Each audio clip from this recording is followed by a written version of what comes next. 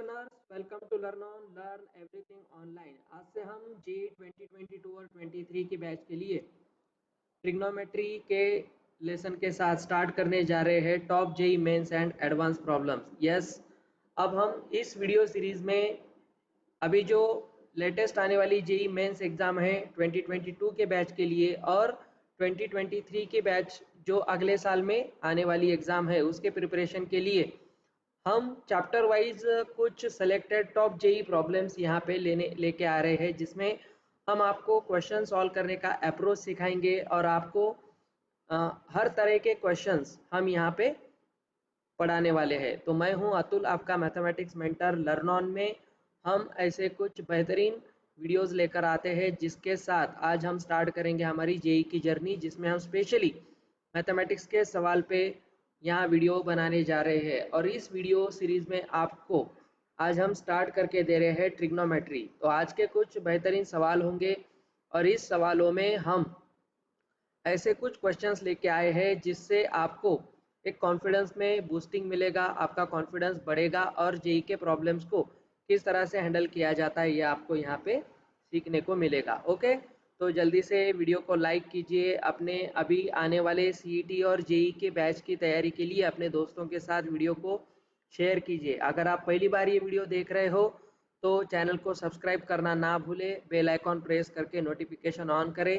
आपको daily JEE level के chapter wise हम प्रॉब्लम्स इसमें देने जा रहे हैं। तो चलिए जल्दी से स्टार्ट करते हैं। हमारा आज का लेसन है, आप यहाँ पे देख सकते हो, ट्रिग्नोमेट्री। और ट्रिग्नोमेट्री में हम प्रॉपरली डिस्कस करेंगे कुछ problems, top JEE Mains questions. आपको वीडियो में सबसे पहले एक बात ध्यान में रखनी है कि आपको थ्योरी इसकी अच्छी तरह से आनी चाहिए, क्योंकि अभी हम सिर्फ क्वेश्चन डिस्कस करने जा रहे हैं। यूट्यूब पे आपको क्वेश्चंस बहुत कम मिलेंगे, थ्योरी ज़्यादा मिलेगी, इसलिए हम थ्योरी से ज़्यादा क्वेश्चन पे फोकस करने वाले हैं। तो आपको यहाँ पे क्वेश्चंस के लिए थ्योरी अच्छी तरह से आनी चाहिए। मैं आपको एज्यूम करके चल रहा हूँ कि ये थ्योरी आती है। तो चलिए स्टार्ट करते हैं हमारा आज का सेशन, जिसमें हम ट्रिग्नोमेट्री के कुछ टॉप प्रॉब्लम्स सॉल्व करेंगे। तो यहाँ पे आपको सबसे पहले प्रॉब्लम दिखता है, मैं प्रॉब्लम पढ़ने जा रहा हूँ।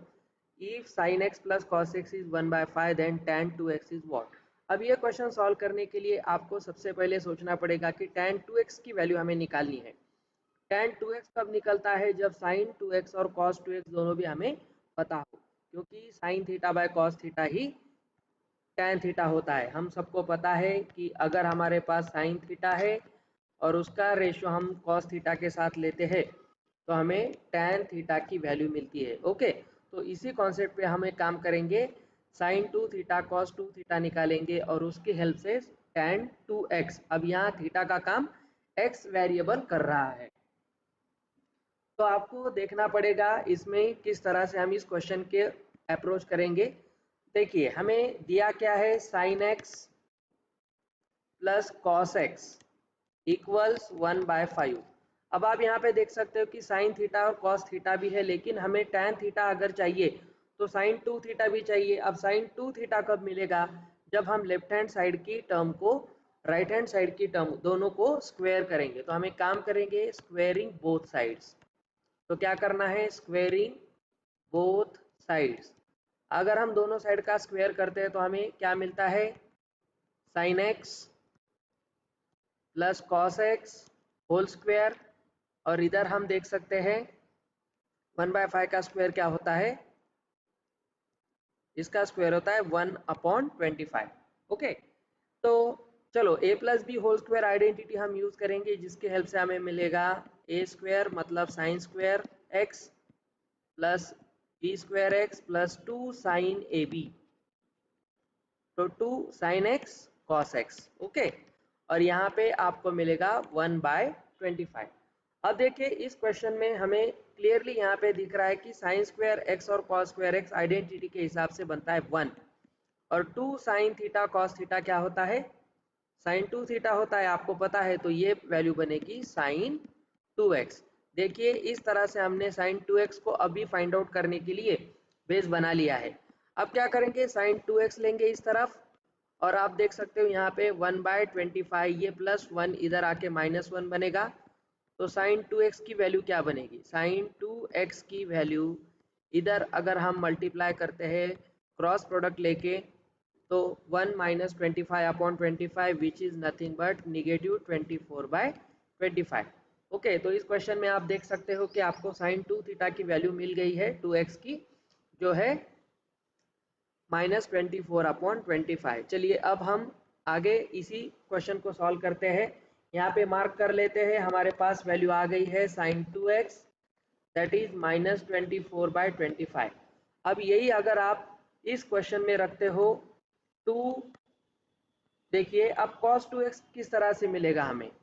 ऑब्वियसली अगर हमें यहाँ पे देखना है कि साइन का वैल्यू अगर आप इस किसी भी क्वेश्चन यहाँ पे अगर आप रख देते हो तो साइन 2x से हम अगर यहाँ पे एक राइट एंगल ट्रायंगल बना लेते हैं जिसमें हम रेशियो के बारे में बात कर रहे हैं, तो ऑटोमेटिकली साइन निगेटिव कब होता है? साइन निगेटिव होता है जब वो थर्ड क्वाड्रेंट में आएगा। अब थर्ड क्वाड्रेंट में साइन और कॉस दोनों भी निगेटिव बनेंगे, तो इस हिसाब से अगर हम यहाँ पे 2x को मार्क करते हैं, साइन रेशियो क्या होता है? साइन रेशियो होता है ऑपोजिट टू हाइपोटेन्यूस। तो ऑपोजिट मान ले 24 है, यहाँ पे 25 है, तो ऑब्वियसली ये 7 बनेगा। तो cos 2x क्या बनेगा? cos 2x बनेगा 7/25। लेकिन अगर हमें यहाँ पे देखना है तो ये तो निगेटिव है, तो इसलिए हमारा ये वैल्यू भी निगेटिव ही बनेगा। तो इस तरह से हमें ये देखना है निगेटिव 7/25, ये हमारा cos 2x का वैल्यू बनेगा। अब देखिए साइन 2x आ गया है निगेटिव 24/25 और cos 2x बन गया है निगेटिव 7/25। तो इस तरह से अगर हम देखते हैं तो हमारे पास साइन और cos 2x दोनों की वैल्यू आ गई है। बस अब हमें निकालना है tan 2x। tan 2x क्या होता है? sin 2x by cos 2x। अब sin 2x की वैल्यू कितनी है? अब हम यहाँ पे रख देंगे इस वैल्यू को। ये वैल्यू आप देख सकते हो, चलो इसे थोड़ा सा उठा के इधर ले लेते हैं।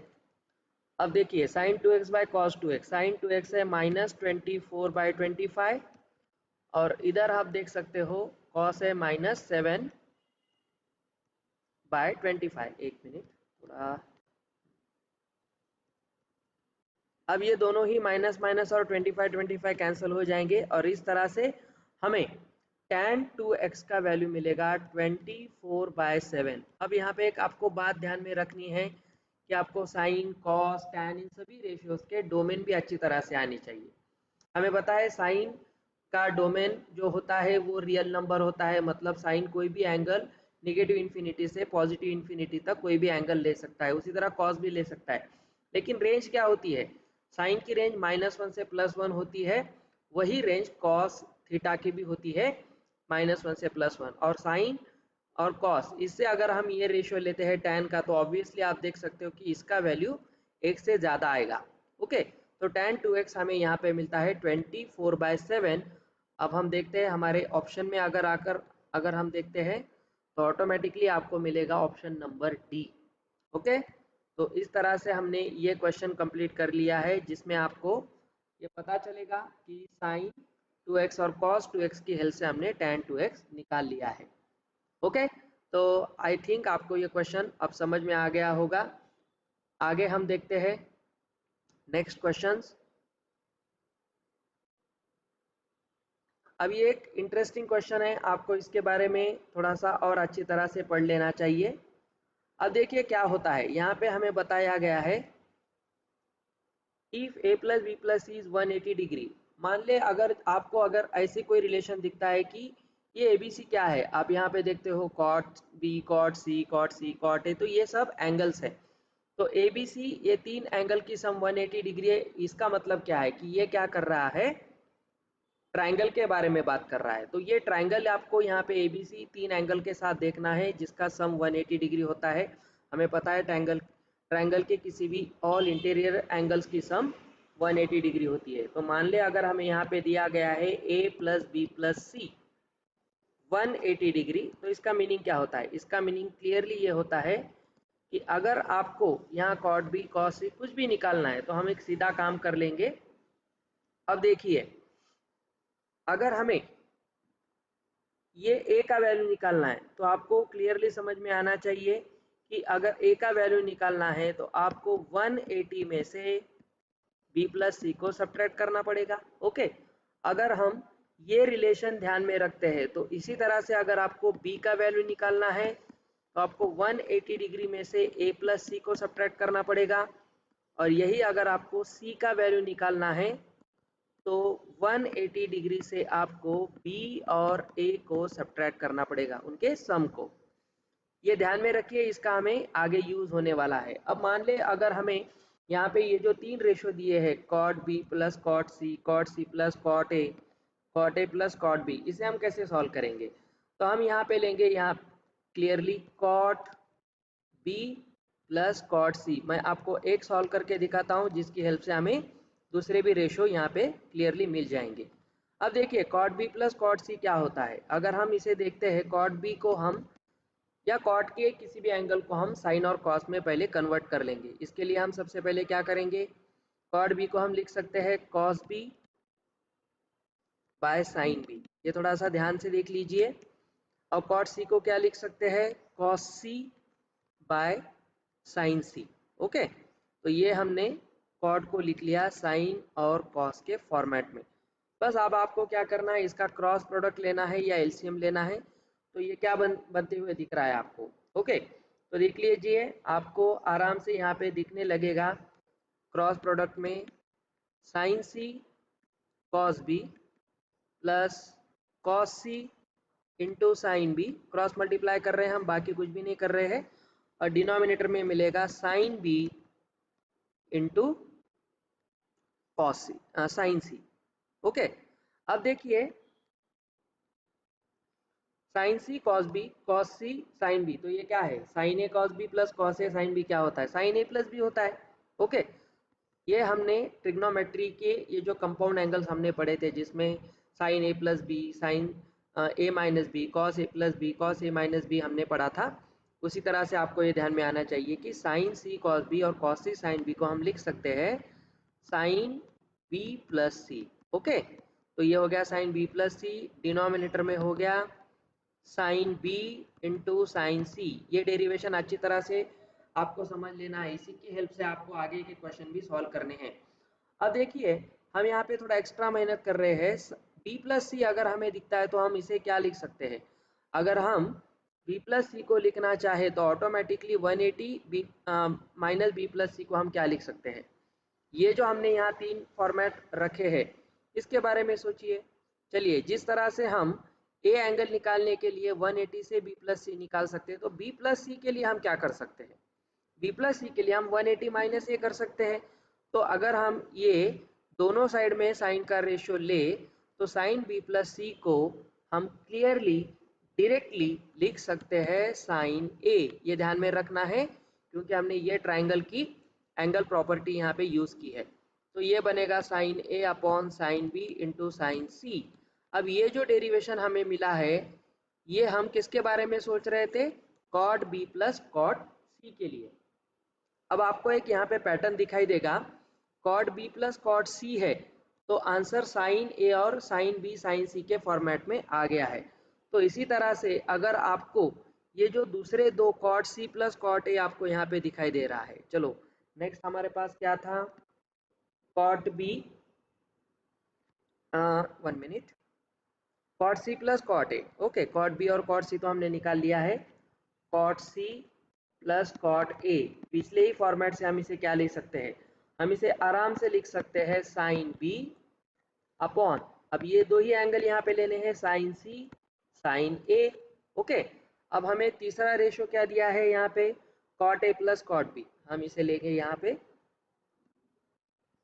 Cot A plus cot c. इसे हम क्या लिख सकते हैं, ए और सी दिया है तो बच गया बी यहाँ पे बी है, सॉरी, ए और बी दिया है तो क्या बच गया सी। हम इसे लिखेंगे sign C upon sine A into sine B. अब हमारे पास ये तीनों रेशियोज की साइन के फॉर्मेट में वैल्यू आ गई है। ओके, समझ में आ रहा है आपको? तो यहाँ पे हम cot b plus cot c को क्या लिखेंगे, साइन ए upon sine b sine c. Okay, similarly अब हम यहाँ पे लिखेंगे, देखिए हमें क्वेश्चन में दिया है cot b plus cot c, अब मैं LHS लिखूंगा, इनटू हमें क्या करना है, cot C plus cot a into cot A plus cot b. बस ये LHS में, तो RHS में हम इसके ये फॉर्म लिख देंगे। कॉट बी कॉट सी को हमने क्या लिखा था, साइन ए upon sine B into sine C. अब मल्टीप्लाई करना है cot C plus cot A को हम यहाँ से लिखेंगे, ये बनेगा sine B upon sine C into sine A, और कॉट ए प्लस कॉट बी को हम क्या लिख सकते हैं, sine C upon sine A into sine B. अब देखिए क्या क्या कैंसल आउट होगा, बस आपको देखना है। इधर से साइन ए, ये साइन ए चला जाएगा, ये साइन बी इसके साथ चला जाएगा, यहाँ पे कौन था, यहाँ पे साइन सी था, और एक साइन सी मान ले इसके साथ चला गया। तो अब हमारे पास क्या बचता है, अब न्यूमरेटर में हमारे पास कुछ भी नहीं बचेगा, 1/, इधर बचता है साइन सी, फिर 1/, इधर बचता है साइन ए, और 1/, साइन बी। हमें पता है 1/, साइन थीटा क्या होता है, कोसिक थीटा होता है। तो 1/, साइन सी को हम कोसिक सी लिख सकते हैं, कोसिक सी इंटू 1/, साइन ए को लिखेंगे कोसिक ए, और 1/, साइन बी को लिखेंगे कोसिक बी। इस तरह से हमारा आंसर आना चाहिए cosec a, cosec b, cosec c. देखिए ऑप्शन में कहाँ दिख रहा है, yes it is option b. तो इस क्वेश्चन का आंसर होगा ऑप्शन बी। देखिए हम जो गिवन इंफॉर्मेशन होती है उसके बारे में ज़्यादा सोचते हैं। ए प्लस बी प्लस सी दिया है तो यहाँ पे ये ट्राइंगल प्रॉपर्टी यूज़ करते हुए हम इस एंगल्स को कन्वर्ट करेंगे। ओके, तो इस तरह से आपको इसके बारे में सोचना है। अब देखिए हमारा नेक्स्ट सवाल यहाँ पे क्या है, if alpha is root of 25 cos square theta plus 5 cos theta minus 12 equals 0, और यहाँ पे इंपॉर्टेंट कंडीशन दी है कि थीटा जो हमारा एंगल है या जो कोई रूट है वो π/2 और पाई के बीच में होता है। मतलब कहाँ होता है, π/2 और पाई कहाँ होता है, ये अगर हम देखना चाहते हैं यहाँ पे, एक्सक्यूज मी, अगर हम इसे यहाँ पे देखेंगे, हमारा क्वाड्रेंट सिस्टम निकालेंगे तो यहाँ पे आएगा π/2 और यहाँ पे आएगा पाई। तो हमारा अल्फा या कोई भी रेशो होगा वो यहाँ पे लाई करेगा, मतलब सेकेंड क्वाड्रेंट में आएगा। तो हमें sin 2 अल्फा का वैल्यू यहाँ पे निकालना है। चलिए देखते हैं इसे कैसे निकालेंगे। अब देखिए इंपॉर्टेंट बात ये है कि यहाँ पे दिया गया है अल्फा इज रूट ऑफ, अब ये रूट है, रूट का मतलब क्या होता है, वो उसे सेटिस्फाई करेगा, इक्वेशन को सेटिस्फाई जो करता है उसी को तो रूट कहते हैं हम। किसका रूट है ये, 25 cos square theta plus 5 cos theta minus 12 equal 0। अगर अल्फा इस इक्वेशन को सेटिस्फाई करता है तो हम क्या कर सकते हैं, यहाँ पे वेरिएबल कौन है, थीटा है, तो हम थीटा की जगह पे अल्फा रख देंगे क्योंकि वो उसे सेटिस्फाई करता है। तो हम इसी इक्वेशन को अब लिख सकते हैं, ये ट्रिग्नोमेट्रिक इक्वेशन है, इसे हम लिखेंगे 25 cos स्क्वायर अल्फा लिखेंगे, आप थीटा उसे सेटिस्फाई करता है तो अल्फा ही लिखेंगे, plus 5 cos alpha minus 12 equal 0। अभी मानने के लिए आप एक काम कर सकते हो, इसे, ये आपको दिख रहा है कि ये एक क्वाड्रेटिक इक्वेशन बन गया है, तो आप एक काम कर सकते हो, फिलहाल सॉल्व करने के लिए तब तक सब्सटीट्यूट कर सकते हो। लेट हम करेंगे cos थीटा को, या cos अल्फा है, अब यहाँ पे cos अल्फा को मान ले हम t समझते हैं। ओके, कोई भी एक पैरामीटर इसके लिए एज्यूम कर लीजिए। तो ये इक्वेशन क्या बनेगा, ये बनेगा 25t square plus 5t minus 12 equals 0। अब आपको दिख रहा है यहाँ पे ये क्या हो गया है, क्वाड्रेटिक इक्वेशन बन गया। क्वाड्रेटिक इक्वेशन सॉल्व करने के लिए हमारे पास श्रीधराचार्य मेथड यानी फॉर्मूला मेथड भी होती है। आप इसे फैक्टराइज भी कर सकते हो, फॉर्मूला मेथड से भी सॉल्व कर सकते हो, नो डाउट। चलिए हम इसे फॉर्मूला मेथड से सॉल्व करेंगे। हमारे पास यहाँ पे जो दिया है उसके बारे में सोचो, ये है, ओके, तो हम एक काम करेंगे, अब इसी का हम यूज करेंगे। चलो, तो 25t स्क्वायर जो हमें दिखता है हम यहाँ पे लिख लेंगे। ओके, 1 मिनट, हम एक पेज यहाँ पे ऐड करते हैं। चलो इसके लिए हम एक काम करेंगे, हमें क्या दिया था यहाँ पे, 25t square plus 5t minus 12। तो यहाँ हम लिखते थे 25 T square plus 5t minus 12 equal 0। चलिए अब इसे हम काम करेंगे, फॉर्मूला मेथड से सॉल्व करेंगे। तो t क्या होता है, माइनस बी मतलब minus 5 plus minus under root b square minus 4ac, 4a and c है माइनस 12 और नीचे आएगा 2a मतलब 50 क्योंकि 2 इंटू 25 हमें करना है। बस अब इसे सॉल्व करेंगे, ये बनेगा माइनस 5 प्लस माइनस यहाँ क्या बनता है 25, ये माइनस माइनस प्लस बनेगा और यहाँ पे ये पूरा बनेगा 25 इंटू 4 बनेगा 100, 100 इंटू 12 बनेगा 1200। तो ये पूरा वैल्यू बन गया इस तरह से। यहाँ पे 50 है तो -5 प्लस माइनस ये कितना बनेगा, ये पूरा वैल्यू बनेगा 1225। ओके, अब 1225 किसका स्क्वायर है, ये देखिए ये 25 है तो ये 35 का स्क्वायर बनेगा। इसकी ट्रिक्स हमने बचपन में पढ़ी थी, ये तो आपको आनी चाहिए। तो ये वैल्यू बनेगी -5, देखिए -5 प्लस माइनस 35, थोड़ा हाँ -5 प्लस माइनस 35। ओके, और नीचे बनेगा 50।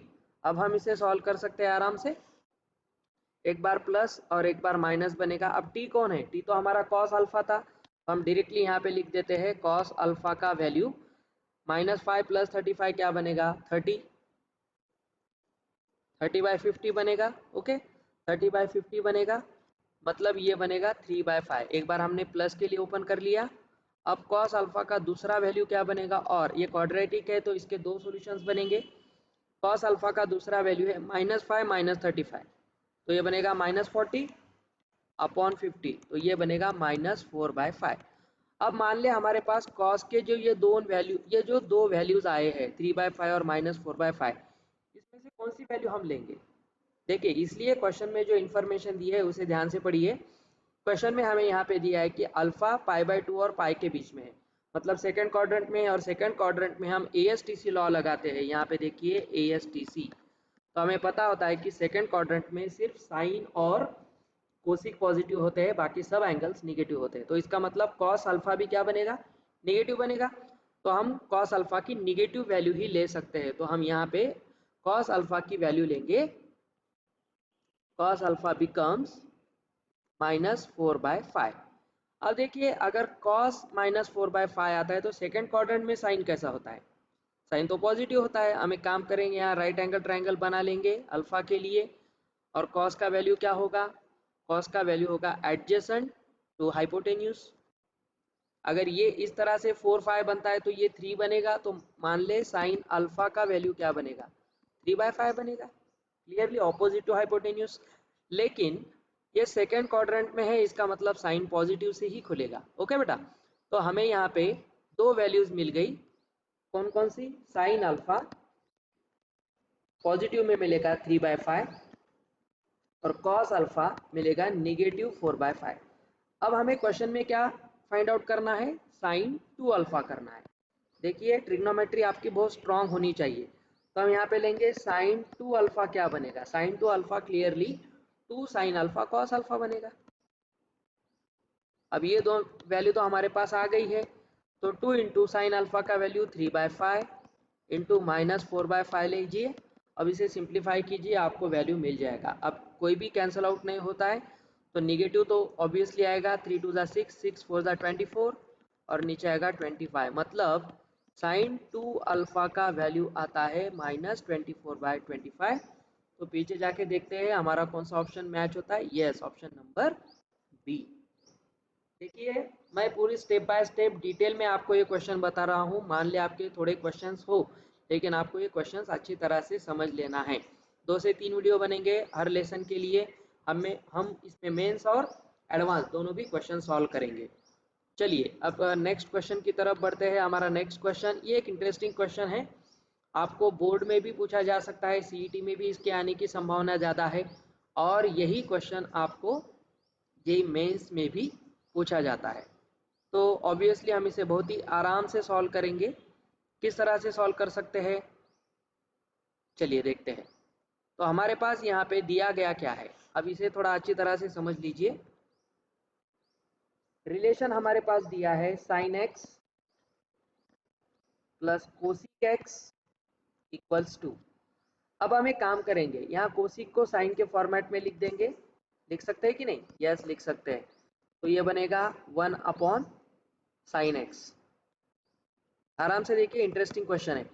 अब इसे क्रॉस मल्टीप्लाई करेंगे, क्वाड्रेटिक बनेगा साइन स्क्वायर एक्स, या थ्रू आउट साइन एक्स से मल्टीप्लाई कीजिए तो sine square x plus 1 equals 2 sine x बनेगा। ये 2 साइन एक्स को LHS में लेके आइए, sine square x minus 2 sign x plus 1 equal 0। अब देखिए, आप यहाँ पे देख सकते हो कि साइन स्क्वायर एक्स, तो एक काम करेंगे, इसे t मान लेंगे, तब तक साइन एक्स को t मानेंगे, तो ये ऑटोमेटिकली बनेगा T square minus 2t plus 1। अब एक के फैक्टर -2 आने वाले कौन से हैं? तो क्लियरली ये दो फैक्टर्स बनेंगे t माइनस 1 t माइनस 1। अरे तभी तो इसका प्रोडक्ट +1 और सम -2 बनेगी। ओके, तो ऑटोमेटिकली हमें यहाँ पे क्या मिलता है? t का वैल्यू +1 मिलता है, क्योंकि ये दोनों रूट देखिए क्या है, सेम है। इसका मतलब क्या होता है? क्वाड्रेटिक में अगर डिस्क्रिमिनेंट का वैल्यू 0 होता है तो उसके रूट्स रियल और इक्वल होते हैं। अब ये रियल और इक्वल है, इसका मतलब इसका ऑटोमेटिकली डिस्क्रिमिनेंट 0 आना चाहिए। तो इसका मतलब होता है कि t का वैल्यू +1 है। 2 बार लेके तो कोई पॉइंट नहीं, क्योंकि एक सेम रूट है। t हमने किसे माना था? साइन एक्स को। तो ऑटोमेटिकली आपको समझ में आएगा साइन एक्स का वैल्यू 1 बनेगा। अब साइन एक्स का वैल्यू 1 कब होता है? साइन 0 तो 0 होता है, साइन 90 पे 1 होता है। ओके, ठीक है। अगर यहाँ पे साइन एक्स 1 है तो 1 बाय साइन एक्स क्या बनेगा? 1/1 बनेगा, मतलब 1 ही बनेगा। 1 मिनट, 1/1 मतलब ये 1 ही बनेगा। अब ये 1 बाय साइन एक्स कौन है? कोसिक है, तो इसका मतलब है कोसिक एक्स भी 1 बनेगा। अब हमें साइन एक्स और कोसिक एक्स के वैल्यू यहाँ पे मिल गए हैं, जो कंडीशन हमें दी थी वो है 1। तो अब हम इसे किस तरह से लिख सकते हैं? तो यहाँ पे हमें दिया गया है, अब फाइंड आउट क्या करना है, चलो आगे देखेंगे। एक मिनट, हम इसे ऐड करके लेते हैं एक स्लाइड। यस, हमारे पास अब दो वैल्यू है, साइन एक्स भी 1 है और कोसिक एक्स भी 1 है, और हमें पूछा है साइन का पावर nx प्लस कोसिक का पावर n और फिर x, ये वैल्यू क्या होगा? अब ये तो बहुत ही इंटरेस्टिंग सवाल बन गया। अब हम इसे ऐसे लिख सकते हैं, साइन एक्स का पावर n, ये आपने बचपन में पढ़ा है, बचपन में मतलब 10th स्टैंडर्ड में, और इसे हम लिख सकते हैं कोसिक एक्स का पावर n। अब साइन एक्स का वैल्यू क्या है? 1 है, कोसिक एक्स का वैल्यू भी क्या है? 1 है। अब 1 का कौन सा भी पावर लीजिए, कोई भी पावर 1 का 1 ही देता है, 1 + 1, तो ये वैल्यू बनेगा 2। इसका मतलब है sine raise to nx plus cos raise to nx, ये वैल्यू बनेगा 2। लेकिन कब? जब साइन एक्स और कोसिक एक्स का वैल्यू ऐड करने के बाद 2 होता है, तभी बनेगा। हर बार ये सही नहीं है। गिवन कंडीशन के मुताबिक हमारा आंसर आएगा ऑप्शन नंबर ए। ओके, तो इस वीडियो में आपको इसका सवाल मिल गया है। अब ये सवाल आपके लिए मैं होमवर्क के तौर पे छोड़ रहा हूँ, नेक्स्ट वीडियो में हम इसके बारे में डिस्कस करेंगे। ये आपको लिखना है, इसका सवाल आपको सॉल्व करके minimum maximum value of sine function जो होता है या कॉस फंक्शन होता है, उसके फॉर्मूले यूज़ करके आप इसका आंसर निकालिए। इस वीडियो के कमेंट बॉक्स में डालिए, कल के वीडियो में हम इसके सॉल्यूशन पे डिस्कशन करेंगे। तो आज के लिए इतना ही। वीडियो कैसा लगा लाइक कीजिए, कमेंट कीजिए, दोस्तों के साथ शेयर कीजिए, चैनल सब्सक्राइब कीजिए। फिर कल मिलेंगे नेक्स्ट वीडियो के साथ। Till then, happy learning with learn on, have a nice day, good bye.